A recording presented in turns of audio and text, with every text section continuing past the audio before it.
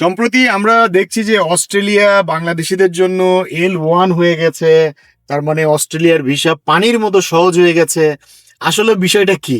বিষয়টা অনেকেই কনফিউজড। হ্যাঁ, অস্ট্রেলিয়া যাওয়ার জন্য এখন সবাই উঠে পড়ে লেগেছে। বেসিক্যালি আমার জানা মতে অস্ট্রেলিয়ার স্টুডেন্ট ভিসার যেই ভেরিফিকেশন ক্যাটাগরি, এটাকে L1 এ ধরা হচ্ছে।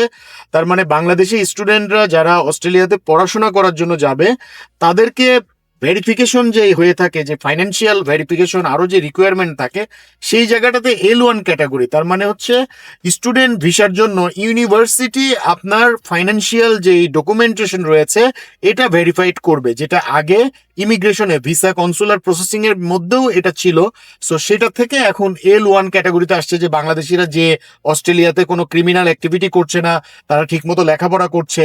সো যে কারণে এশিয়ার মধ্যে অন্যান্য যে দেশগুলো রয়েছে তাদের মধ্যে বাংলাদেশ এবং শ্রীলঙ্কা L1 এই ক্যাটাগরিতে রয়েছে। এর জন্য আমরা ধরতে পারি যে বাংলাদেশি স্টুডেন্টদের ভিসা রেশিওটা অনেক বাড়তে পারে, কিন্তু এটা কিন্তু ওয়ার্ক পারমিট বা অন্যান্য ভিসার ক্ষেত্রে নয়।